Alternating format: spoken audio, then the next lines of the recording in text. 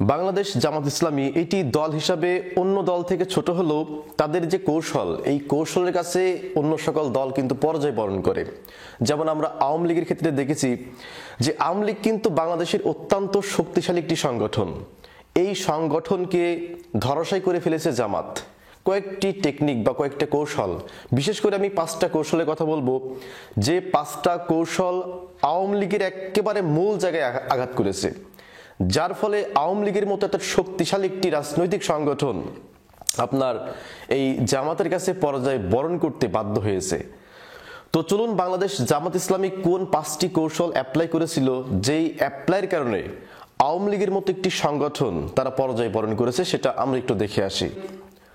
বাংলাদেশ আওয়ামী লীগকে পরাজিত করার জন্য বাংলাদেশ জামাত ইসলামী 1 নাম্বার যে কৌশল অ্যাপ্লাই করেছিল সেটা হচ্ছে ছাত্র লীগের মধ্যে ছাত্র শিবির ঢুকিয়ে দেওয়া। দেখেন, আওয়ামী লীগ নিঃসন্দেহে একটি শক্তিশালী সংগঠন। এখন মনে করেন যে আমার যে পুরো বডিটা, এটা হচ্ছে মনে করেন আওয়ামী লীগ। আমার যে 2টা হাত, এই 2টা হাত কিন্তু সবচেয়ে শক্তিশালী, মানে আমার অন্যান্য অঙ্গ প্রত্যঙ্গের থেকে। তো একটা মনে করতে হবে ছাত্রলীগ আর একটা হচ্ছে যুবলীগ। তো তার ভিতরে একটা সংগঠন পুরোপুরিভাবে তার সিস্টেমকে দুর্বল করে দিয়েছে ছাত্র শিবিরকে ঢুকিয়ে দিয়ে। আপনারা যদি ঢাকা বিশ্ববিদ্যালয় থেকে শুরু করে অন্য যে সমস্ত বিশ্ববিদ্যালয়গুলি আছে, সেই সমস্ত বিশ্ববিদ্যালয়ের ছাত্রলীগের যারা পোস্টেড লিডার, সেই লিডারগুলি কিন্তু ছিল শিবিরের নেতা। অর্থাৎ আপনি তাহলে জামাত শিবিরকে কিভাবে শেষ করবেন? দেখেন, একটা বিষয় খুবই হাস্যকর যে ছাত্রলীগের যখন মিছিল হতো, সেই মিছিলে কিন্তু বলতো যে ধর ধর ধর শিবির ধর, ধরে ধরে জবাই কর। তো পাশে কিন্তু শিবির, তো শিবির তখন মুস্কি মুস্কি হাসতেছে আর বলতেছে, মিয়া ভাই আমি তো আপনার পাশেই আছি। তো এই যে একটা কৌশল দেওয়া হয়েছে যে ছাত্র লীগের মধ্যে শিবিরকে কৌশলে ঢুকিয়ে দেওয়া হয়েছে, একটা পদের জন্য 11 লক্ষ 15 লক্ষ টাকা খরচ করেছে কিন্তু এই জামাত ইসলাম। এরপর বাংলাদেশ জামাত ইসলামী 2 নাম্বার যে কৌশলের মাধ্যমে আওয়ামী লীগকে ধরাশায়ী কিংবা পরাজিত করেছিল, সেটা হচ্ছে প্রশাসনের মধ্যে জামাতের লোকজন ঢুকিয়ে দেওয়া। তো এটা কিভাবে সম্ভব হয়েছে জানেন? এটা সম্ভব হয়েছে আওয়ামী লীগের হাইব্রিড নেতাদের কারণে। আওয়ামী লীগের যারা তৃণমূল কর্মী, এদেরকে তো কখনো মূল্যায়নই হয়নি, বরঞ্চ এই সমস্ত হাইব্রিড নেতা কর্মীদেরকে আপনার এরকম টাকা মেরে বহু টাকা মারতে হয়েছে তাদের। তারা টাকা খেয়ে এরকম জামাত সাপোর্টেড যারা ব্যক্তি ছিল তাদেরকে প্রশাসনে ঢুকিয়ে দেওয়া হয়েছিল। তো এই যে এখন দেখেন না যে অন্য সমস্ত সংগঠন থেকে বলা হচ্ছে যে এই প্রশাসন বলেন, এরপর সরকারি দপ্তরের অনেক বড় বড় জায়গায় এই জামাত শিবিরের লোকজন কিভাবে আসলো।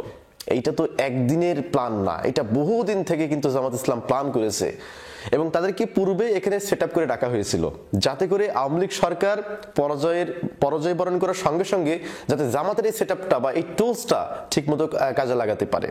তো এইটা ছিল জামাত ইসলামের 2 নম্বর কৌশল আওয়ামী লীগকে পরাজিত কিংবা ধরাশায়ী করার জন্য।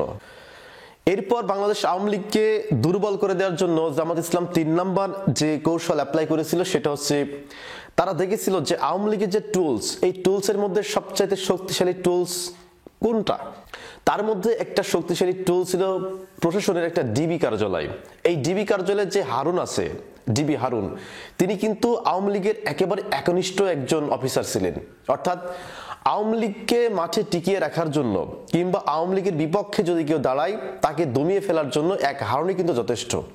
তো যার ফলে জামাত ইসলাম তাদের পরবর্তী টার্গেট করেছিল এই হারুনকে, যে কোনো রকম ভাবে যদি হারুনকে সরাতে পারি তাহলে এই সরকারকে দুর্বল করে দেওয়া সম্ভব। কারণ তখন কিন্তু কোটা আন্দোলন একেবারে তুঙ্গে, আর এই টাইমটাতে যদি হারুনকে সরানো হয়, কারণ হারুন তো জানে যে কোথায় কি হয়, কিভাবে প্ল্যান। একটা অফিসার যখন দীর্ঘদিন থেকে এই ডিবি সেকশনে কাজ করে, তখন কিন্তু তার সবকিছু নখদর্পণে থাকে কখন কি করতে হবে। তো এখন এই পুরাতন মালটাকে যদি এখান থেকে সরানো যায়, তাহলে নতুন মাল, মানে নতুন যে ব্যক্তি আসবে বা নতুন যে অফিসার আসবে, তিনি কিন্তু হারুনের মতো তো এক্সপার্টলি কাজ করতে পারবে না। তাহলে ডিবি হারুনকে কিভাবে সরাতে হবে?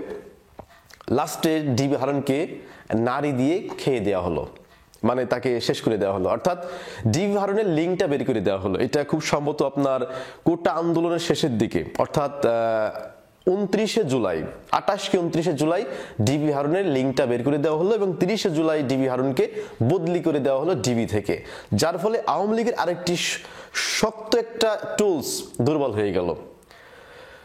এই যে 3 নাম্বার যে কৌশলটা জামাত অ্যাপ্লাই করলো, এটা ছিল মোস্ট ডেঞ্জারাস একটি কৌশল, যে কৌশলের মাধ্যমে পুরো কোটা আন্দোলনকে জামাত ইসলাম তাদের পক্ষে নিয়ে আসার একটা যে চূড়ান্ত যে প্ল্যান, সেই প্ল্যানটা কিন্তু ফাইনাল করে ফেললো। এরপরে বাংলাদেশ আওয়ামী লীগকে পরাজিত করার জন্য বাংলাদেশ জামাত ইসলামী 4 নাম্বার যে প্ল্যানটা করেছিল, সেটা হচ্ছে যে কোটা আন্দোলন। এটা ছিল চূড়ান্ত পর্যায়ের একটি আন্দোলন। জামাত ইসলাম নিজেও জানতো যে এই আন্দোলনের মাধ্যমে যদি আওয়ামী লীগকে পরাজিত করতে না পারি, তাহলে এই জীবনে আর কোনোদিন পারবো না। কারণ এটাই মুখ্যম সময়, সারা দেশকে তারা একত্রিত করতে পেরেছিল, সাধারণ ছাত্রদেরকে মোটিভেট করে তারা এই আন্দোলনে যোগদান করাতে সক্ষম হয়েছিল। এখন ওই যে রংপুর থেকে, উত্তরবঙ্গ থেকে, সিলেট থেকে, বা ওই যে উত্তরবঙ্গের যে জেলাগুলো আছে, সেই সমস্ত জেলাগুলো থেকে ঢাকায় যখন আসবে, যেটা লং মার্চ টু ঢাকা যেটা করা হয়েছিল, এখানে একটা প্রতিবন্ধকতা ছিল। সেটা হচ্ছে আসতে হলে পরে আপনাকে সিরাজগঞ্জ পার হয়ে আসতে হবে, বা এই যে যমুনা সেতু যেটাকে বলা হয়, এটা ওভারটেক করে বা এটার উপর দিয়ে আসতে হবে। তো এখন ওদের গাড়িগুলা থামানোর জন্য বা ওদেরকে প্রতিহত করার জন্য সবচেয়ে অ্যাক্টিভ ভূমিকা ছিল সিরাজগঞ্জের এনায়েতপুর থানা পুলিশ। তো দেখেন কি সুকৌশলে থানায় ঢুকে পিটিয়ে আপনার 13 জন পুলিশকে একেবারে হত্যা করে ফেলা হলো। তো হত্যা কারা করলো এটা কিন্তু আমরা এখনো পর্যন্ত প্রতিবেদন পাইনি। যে 11 জন পুলিশকে মারলো থানায় ঢুকে, যেখানে একজন মানুষকে মারলে পরে আমরা ক্যামেরা দেখতে পাই যে ক্যামেরায় ধরা পড়ছে, মোবাইলে ধরা পড়ছে, অথচ 13 জন পুলিশকে পিটিয়ে মেরে ফেললো। আমরা কোনো ডকুমেন্টস পেলাম না এই বিষয়ে, কাদেরকে মারা হলো সেই ডকুমেন্টসও আমরা পালাম না, সেই ফুটেজ পালাম না। তো এখানে একটা মনে হয় যে সবচেয়ে বড় একটা শক্তি কাজ করেছে, কারণ এই আন্দোলনের পিছনে শুধু জামাত শিবির একা না, আরো বেশ কয়েকটা শক্তি ছিল তাদের পেছনে। এই শক্তিগুলা কাজ করেছে যে 13 জন পুলিশকে একদিনের মধ্যে মেরে ফেলা, মানে কয়েক ঘন্টা, 1 ঘন্টা সময় নেয়নি, আধা ঘন্টার মধ্যে 13 জন পুলিশকে মেরে ফেলা, এটা খুব কম বিষয়ের কথা না কিন্তু। তো এই যে এইভাবে এই যেখানে যেখানে পুলিশ প্রতিবন্ধকতা করেছিল সেই সমস্ত পুলিশকে সেখান থেকে একেবারে সরিয়ে দেওয়ার কাজটা জামাত ইসলাম কিন্তু করে ফেলেছিল।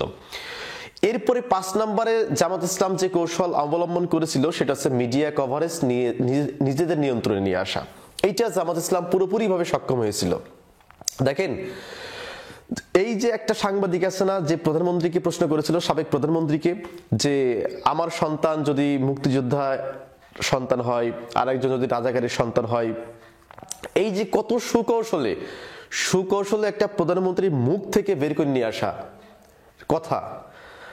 তো এই মিডিয়া কভারেজটা খুব কৌশলে করা হয়েছে, এবং সেখানে যখন প্রশ্ন করা হয় এইরকম টাইপের, তখন কিন্তু প্রধানমন্ত্রী একটা কথা বলেছিল যে আমি কি চাকরি মুক্তিযোদ্ধার পরিবারদেরকে দেব নাকি রাজাকারদের দেব। এখানে কিন্তু দুইটা বিষয় উপস্থাপন করা হয়েছিল, কিন্তু পরবর্তীতে আমরা ওই ফুল ফুটেজটা কিন্তু পাইনি। শুধু তিনি শিক্ষার্থীদেরকে গালি দিয়েছিলেন রাজাকার বলে। এই ফুটেজটা এমন ভাবে ভাইরাল করা হয় যাতে বাংলাদেশের প্রত্যেকটা মানুষ এই ফুটেজটা দেখেই আওয়ামী লীগের প্রতি একটা বিরূপ ধারণা নিয়ে আসে। এবং তারপর পরপরই দেখেছেন রাজাকার বলার পরপরই ঢাকা বিশ্ববিদ্যালয় থেকে একটা বিশাল মিছিল কিন্তু বের হয়, এবং সেই সাথে তাদের যে লবিং সংগঠন, অর্থাৎ অন্যান্য যে বিশ্ববিদ্যালয়গুলো আছে সেই সমস্ত বিশ্ববিদ্যালয় থেকেও এই আন্দোলনের জন্য বহু শিক্ষার্থী বের হয় এবং আন্দোলনটাকে চাঙ্গা করে তোলা হয়।